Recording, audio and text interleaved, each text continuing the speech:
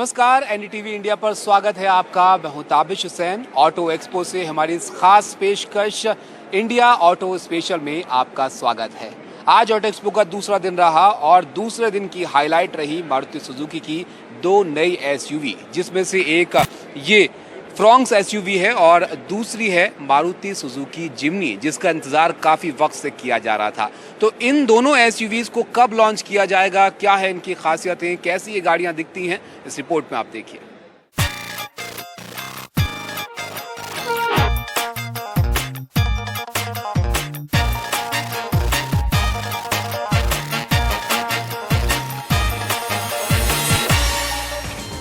भारतीय बाजार में तेजी से बढ़ते एसयूवी सेगमेंट में अपनी पकड़ मजबूत करने के लिए मारुति सुजुकी ने दो नई एसयूवी से पर्दा उठाया।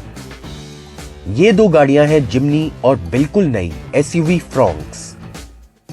और इसी के साथ गाड़ियों के शौकीनों का जिम्नी के लिए इंतजार भी खत्म हुआ। जिम्नी को ग्लोबल मार्केट में 1970 में लॉन्च किया गया था और ये कई देशों में सुजुकी की कामयाब गाड़ी रही है। भारत में पिछले ऑटो एक्सपो में 5 डोर मॉडल दिखाया गया था और अब इसका 5 डोर मॉडल भारत में लॉन्च के लिए तैयार है। जिम्नी एक ऐसा सेगमेंट को केटर कर रहा है जिसको लाइफस्टाइल एसयूवी सेगमेंट बोलते हैं। ये कॉम्पैक्ट एसयूवी है, 4 मीटर इसकी लेंथ है। इसकी ऑफ-रोडिंग कैपेबिलिटी बहुत बेहतरीन है। इसमें 4x4 स्टैंडर्ड है और it has got a legacy in the sense it's got those SUV codes of Suzuki 4x4। Of road की खूबी रखने वाली इस कार को मजबूत डिजाइन दिया गया है और ऐसे फीचर भी जो इसे हर लिहाज से बेहतर एसयूवी बनाते हैं। लेडर फ्रेम पर भी जिम्नी में 3 लिंक रिजिड एक्सेल सस्पेंशन दिया गया है। 210 mm की ऊंची ग्राउंड क्लियरेंस है, जिसकी वजह से इसे हर तरह के टेरेन पर चलाया जा सकता है। इसमें 1.5 लीटर के पेट्रोल इंजन के साथ all grip 4 wheel drive system दिया गया है। इसी के साथ सुरक्षा के लिहाज से 6 एयरबैग्स के साथ हिल होल्ड असिस्ट और हिल डिसेंट कंट्रोल जैसे फीचर भी मिलेंगे।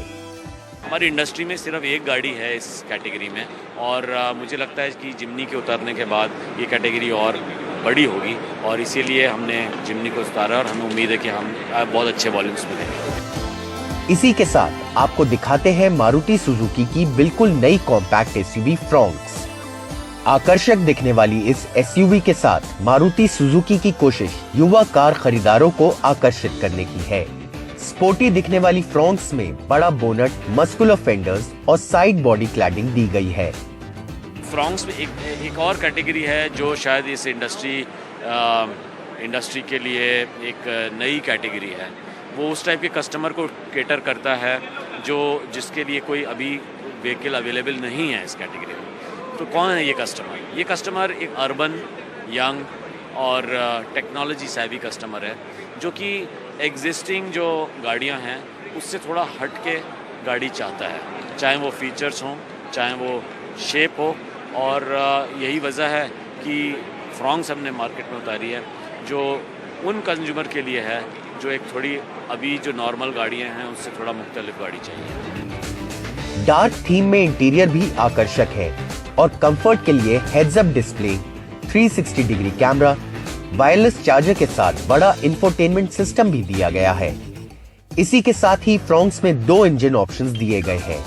एक 1.2 लीटर का पेट्रोल इंजन है और दूसरा 1 लीटर का टर्बो इंजन। फिलहाल इन दोनों गाड़ियों की बुकिंग शुरू कर दी गई है। इनकी कीमतों के लिए थोड़ा इंतजार करना होगा। इनकी प्राइस अनाउंसमेंट कब तक एक्सपेक्ट कर सकते हैं? ये प्राइस अनाउंसमेंट हम जब करेंगे जब हम इसको एक्चुअली मार्केट में उतारेंगे।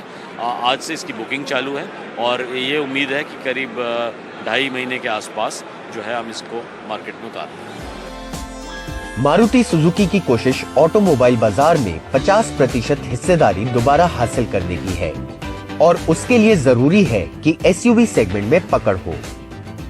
कल इलेक्ट्रिक कॉन्सेप्ट और आज 2 नई एसयूवी। अब नजर इस बात पर होगी कि इन गाड़ियों की कीमत क्या रहती है। ऑटो एक्सपो से ताबिश हुसैन की रिपोर्ट, एनडीटीवी इंडिया। अब बात MG मोटर्स की करते हैं। MG मोटर्स के पवेलियन में आज हाइड्रोजन फ्यूल सेल से चलने वाली MPV को शोकेस किया गया। MG मोटर्स की ये यूनिक 7 MPV कैसी है, इसके बारे में आपको बताते हैं। इलेक्ट्रिक और प्लग इन हाइब्रिड के बाद आज MG मोटर ने hydrogen fuel cell MPV unique 7 को शोकेस किया।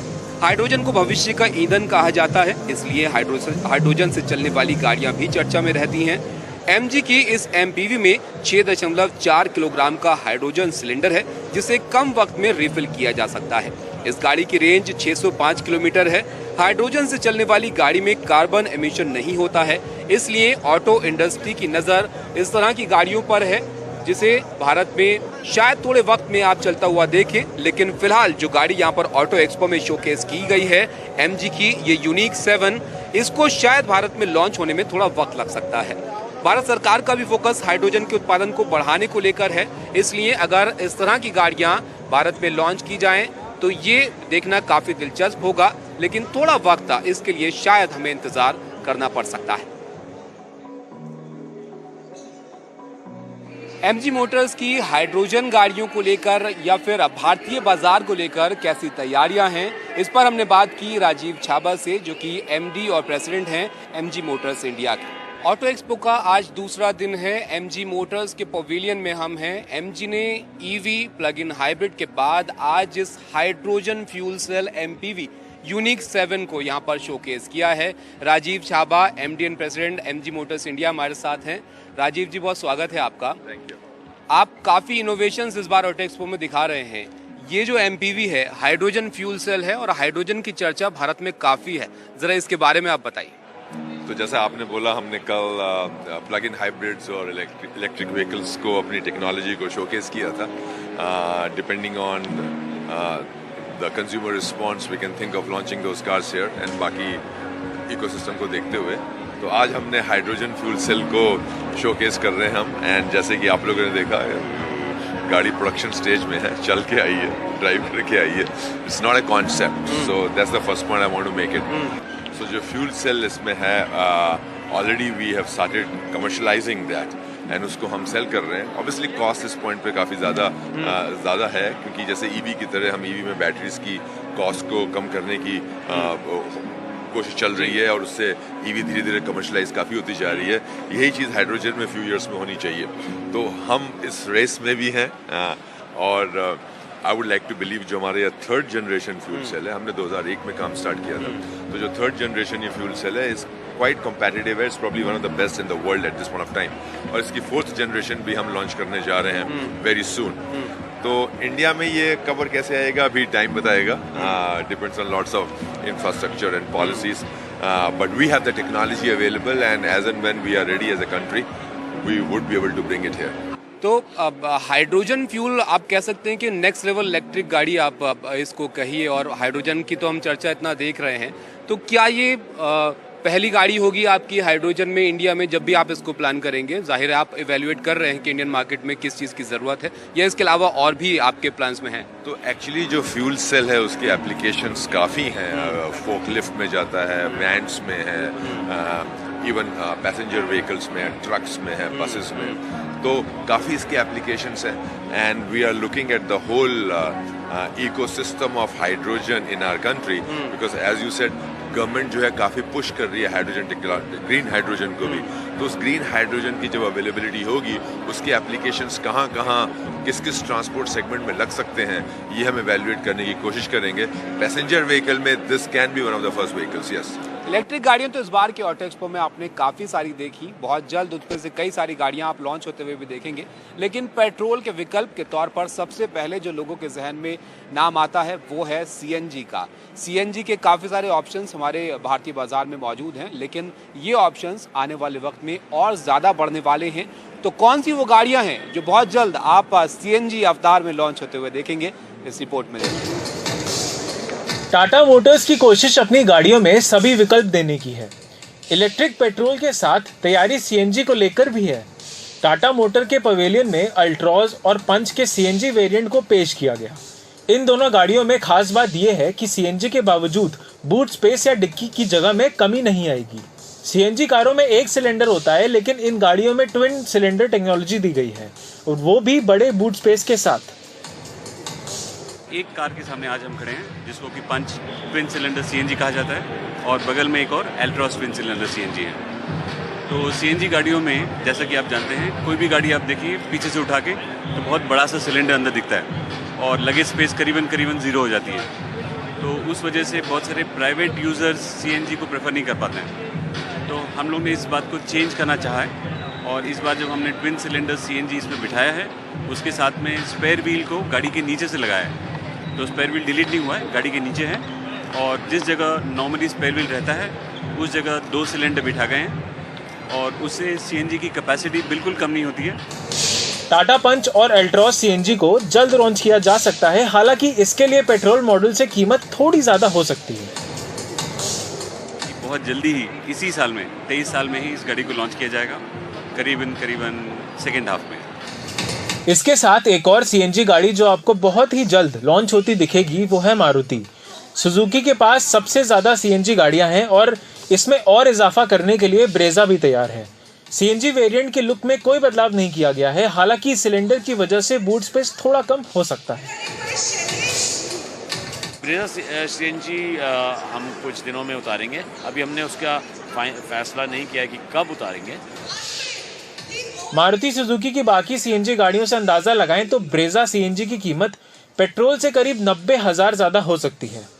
ऑटो एक्सपो से ताबिश हुसैन की रिपोर्ट, एनडीटीवी इंडिया के लिए।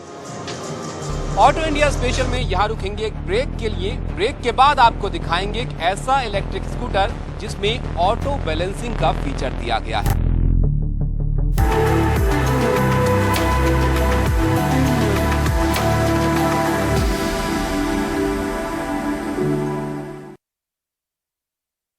गाड़ियों के बाद अब आपको एक ऐसा इलेक्ट्रिक स्कूटर दिखाते हैं जिसमें खास तरह का फीचर है। ये एक ऑटो बैलेंसिंग स्कूटर है।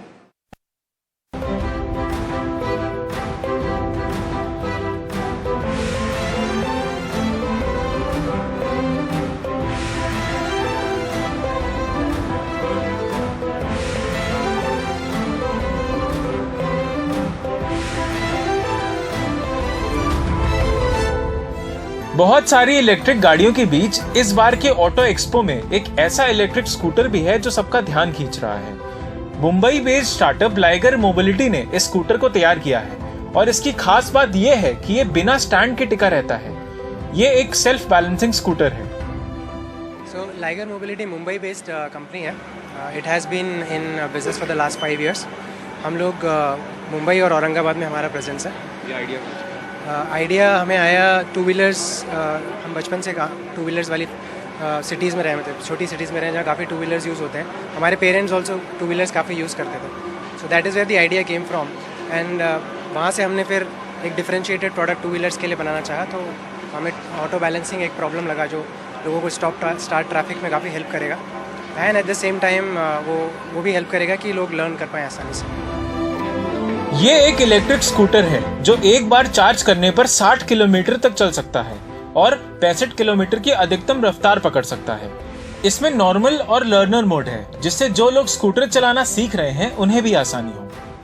ट्रैफिक में स्टॉप स्टार्ट, ट्रैफिक में लोगों को नीचे पैर टिकाने में दिक्कत होती है कई लोगों को, या ज़्यादा कंफर्ट हो जाएगा अगर पैर नहीं टिकाने पड़ेंगे, तो उसके लिए है।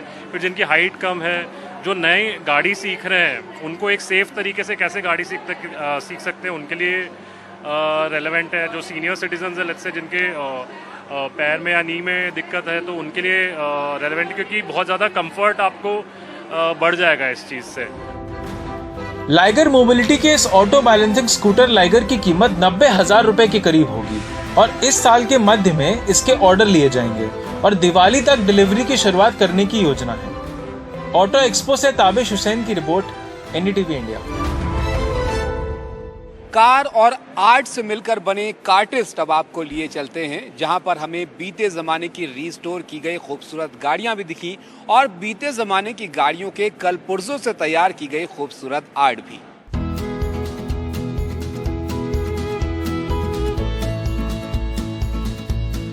ऐसी गाड़ियां जो बेकार होकर भी बहुत काम की हैं। कार्टिस्ट के पवेलियन में बीते जमाने की कुछ ऐसी गाड़ियां हमें दिखी जो अपने जमाने में शानो शौकत से सड़कों पर दौड़ती थी। पीढ़ियां गुजर चुकी हैं, लेकिन इनकी शान अभी भी बरकरार है। कार्टिस एक पहल है जहां पर हम कोशिश कर रहे हैं कि ऑटोमोबाइल और आर्ट का एक संगम हो। जैसे कि आप मेरे पीछे देख सकते हैं कि ये कार हमने मदरबोर्ड से बना रखी है, इसके पीछे एक स्क्रैप से बना रखी है। उससे पीछे आप देखते हैं कैडिलैक और एक एम्बेसडर है जिसको हमने रिस्टोर कराया, उसको दिखाया, और कुछ आर्टिस्ट आपको देख रहे हैं पीछे काम करते हुए दिख रहे हैं। यहाँ खास अंदाज में रिस्टोर की गई 1954 मॉडल कैडिलैक भी देखी जा सकती है और 1969 मॉडल एम्बेसडर भी। और एक ऐसी एम्बेसडर भी है जिसे मोटरों के कबाड़ से बनाया गया है। इसको डिजाइन करने में bearing, clutch plate, steel wire जैसे पार्ट्स का इस्तेमाल किया गया है। कार्टिस का मानना है कि अगर हम ऑटो वेस्ट को इसी तरह नजरअंदाज करते रहे तो एक दिन दुनिया को पटरी से उतारने के लिए खुद ही जिम्मेदार होंगे। कार्टिस का मेन उद्देश्य है कि जैसे कि आप हमारे पीछे देख रहे हैं, गाड़ियों को कैसे प्रिजर्व करा जाए, रिस्टोर करा जाए। दूसरा कि हम sustainable solutions towards the industry कैसे लाया जाए, जिसमें हम अपने पुराना जो वेस्ट हम क्रिएट करे जा रहे हैं, जो कंज्यूम करे जा रहे हैं, कंज्यूमर मार्केट को कंज्यूम करे, उसको कम कैसे करा जाए और सस्टेनेबल सॉल्यूशंस की तरफ कैसे आगे बढ़ा जाए। ये हमारा मेन उद्देश्य है।